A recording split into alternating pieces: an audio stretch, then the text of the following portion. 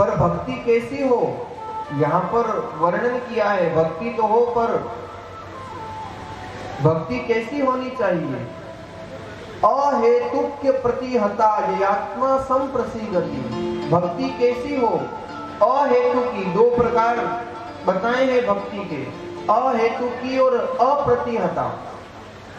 सबसे पहला प्रकार बताया अहेतु की भक्ति होनी चाहिए, अर्थात उस भक्ति का कोई हेतु नहीं होना चाहिए। निस्वार्थ भाव से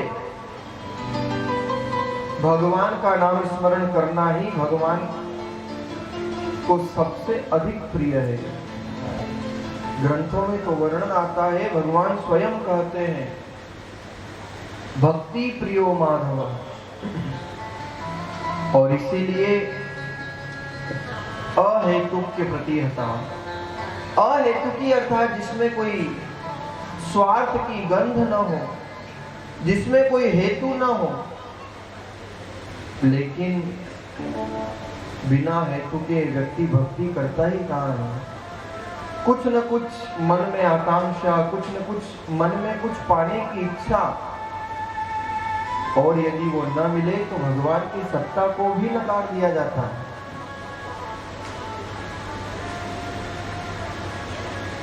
हमारी स्थिति तो ऐसी है कि एरन की चोरी करे और करे सुई को दान, ऊपर चढ़ के देखते है कब आवे विमान। एक माला अगर फेर ले तो मन में भाव आता है, महाराज एक माला फेरी, इस माला फेरने का फल कब मिलेगा? लेकिन भक्ति का मार्ग बड़ा कंटकाकीर्ण मार्ग है। अरे हमारा परमात्मा तो सर्वत्र विद्यमान है, लेकिन कोई उसे प्रेम से पुकारे तो सही। गोस्वामी जी महाराज वर्णन करते हैं मानस में, सर्वत्र हमारा परमात्मा व्यापक है, और इसलिए गोस्वामी जी महाराज ने लिखा हरि व्यापक सर्वत्र समाना। हरि व्यापक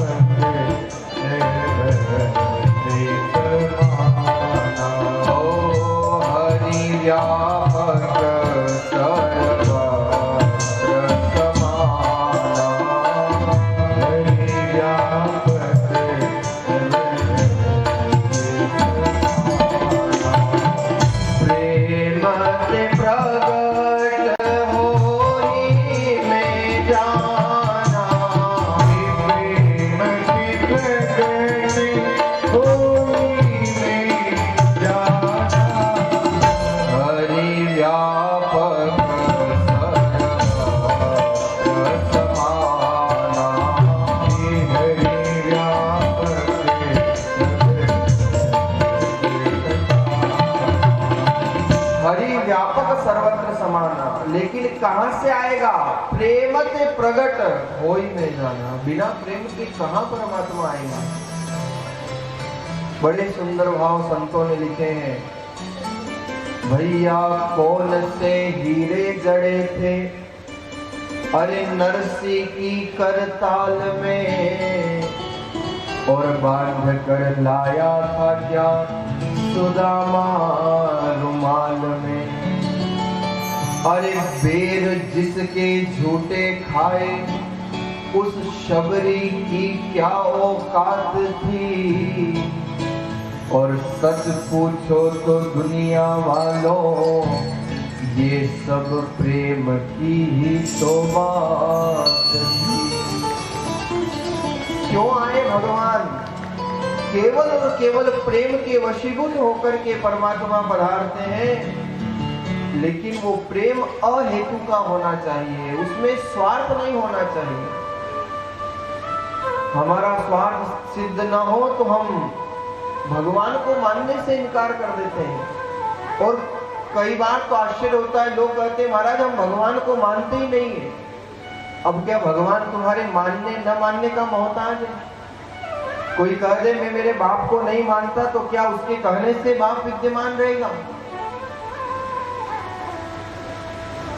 परमात्मा है सो तो है। और बहुत सुंदर सिद्धांत कहा है कि अगर परमात्मा नहीं तो जिक्र क्यों? संसार में जो विद्यमान है उसी का तो जिक्र होगा।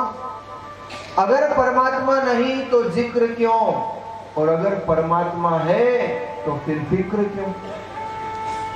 नहीं है तो क्यों जिक्र करते हैं? लेकिन यही संसार की स्थिति है।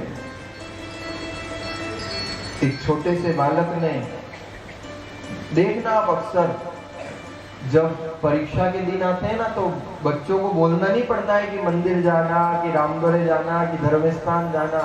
घर से लेकर स्कूल तक जितने मंदिर है, अपने आप कहीं अगरबत्ती, कहीं धूप, कहीं प्रसाद, बिना कहे। एक बालक ने हनुमान जी की आराधना की और आराधना करके और कहा, प्रभु हनुमान जी महाराज पार लगा देना, परीक्षा आ गई है, मैं पास हो जाऊं, बस ऐसी कृपा कर देना, 11.25 रुपए का प्रसाद चढ़ाऊंगा। हनुमान जी 11.25 में ही कृपा कर देते हैं। योग ऐसा बना है कि उस साल बड़े अच्छे नंबरों से उत्तीर्ण हुए। अब तो चिंता की बात ही क्या थी, अगले साल पूरे वर्ष पढ़ाई नहीं की और आखिरी में लगी 4 अगरबत्ती हनुमान जी महाराज की ओर। कहा, हनुमान जी ध्यान रखना, थोड़ा परीक्षा आ गई। पर इस बार जब रिजल्ट आया तो आर्यभट्ट की रचना, वो बालक कहता है, लगता है हनुमान जी की शक्ति कम हो गई है। अब बताओ, खुद ने पढ़ाई नहीं की, उसका कुछ नहीं, पर हनुमान जी की शक्ति कम हो गई। और यही स्थिति है संसार की। अगर हमारा मन चाहा हमें न मिले तो हम कहते हैं भगवान नहीं है। हमारी प्रार्थना अगर स्वीकार न हो तो हम कहते हैं परमात्मा की सत्ता विद्यमान नहीं है। और कई लोग तो थोड़ी सी भक्ति का अहंकार कर लेते हैं, वो तैरते तैरते भी डूब गए, जिनको खुद पर अभिमान था, और वो डूबते डूबते भी तर गए, जिन पर तू मेहरबान था, जिन पर तू मेहरबान था। इसलिए भक्ति अहेतु की। और दूसरा प्रकार बताया अप्रतिहता, अर्थात चाहे जीवन में कितने भी कष्ट आ जाए लेकिन भक्ति खंडित नहीं होनी चाहिए। हमारे तो महाराज थोड़ा सा कष्ट आ जाए तो लोग कहते हो महाराज भगवान घनी खोटी की दी, आज तक अच्छी की दी जो तो कभी नहीं, और थोड़ा कुछ हो जाए तो भगवान ने बहुत बुरा किया। वाह भाई, अच्छा किया वो सब तुम्हारा और बुरा करे वो सब भगवान का। थोड़े से कष्ट आ जाए तो सबसे पहले माला छूट जाती है। लोग प्रश्न करते, महाराज इतनी भक्ति की उसके बाद भी परिणाम ये। लेकिन भगवान भी कम नहीं, भगवान का तो सिद्धांत है कि भूखा मारूं भो बिगाड़ूं और पाड़ू नोखा से खाल, और अतरी भी करता नहीं छोड़े तो पछे कर दो निहाल। भगवान की भक्ति के मार्ग में कोई कम कष्ट आते? जितने भक्त हुए ना उनका जीवन उठा करके देख लेना, कितने कष्ट आए। मीरा को जहर पीना पड़ा, नरसिंह जी महाराज के तो आपने सुनी है कितने कष्ट। अरे यहाँ तक भगवान स्वयं धरती पर आए तो उन्होंने क्या कम कष्ट उठाए? इसलिए भक्ति चाहे जीवन में कितने भी कष्ट आ जाए, हमारी भक्ति खंडित नहीं होनी चाहिए।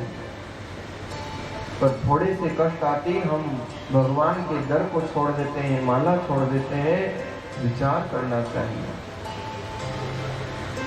इसलिए मैं तो अक्सर कहा करता हूँ कि हर रोज जाते हो उसके द्वार पर और कहते हो प्रभु ये दे देना, वो दे देना, ये कर देना, वो कर देना। और विचार करो, तुम्हारे घर पर कोई आदमी रोज आए और रोज कहे भैया ये दे दो, भैया वो दे दो, तो तुम भी एक दिन परेशान हो जाओगे कि ये क्या है, रोज रोज मांगने आ जाता है। कभी तो भगवान से जाकर के कहा करो प्रभु कैसे हो, श्रीनाथ जी मजे में तो हो, द्वारिकाधीश मजे में तो हो, स्वास्थ्य तो ठीक है। कभी तो अपनापन दर्शाया करो, कभी तो पूछा करो परमात्मा से जाकर के। जब जाते हैं तब कुछ न कुछ मांगते ही हैं। कभी विचार किया करो, जाकर के परमात्मा से प्रार्थना किया करो, प्रभु बस आपकी कृपा ही पर्याप्त है। सदैव मांगते रहेंगे तो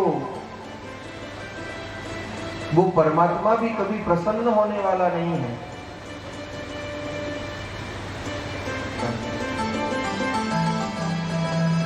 हमारे संतों का आगमन हुआ है, अच्छी ताली बजा करके आप करते हैं।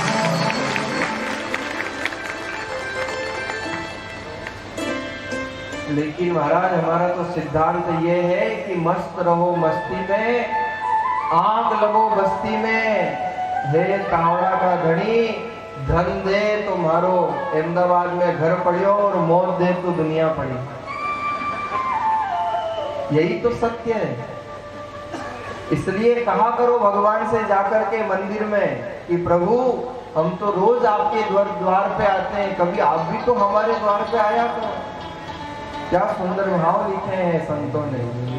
क्या कहना है भगवान से जाकर के मंदिर में, प्रार्थना किया करो प्रभु से। मंदिर में रहते हो भगवान, हो मंदिर में रहते हो भगवान। कभी बाहर भी आया जाया करो, बाहर भी आया जाया करो। मैं रोज तेरे दर आता हूँ, मैं रोज तेरे दर आता हूँ। कभी तुम भी मेरे घर आया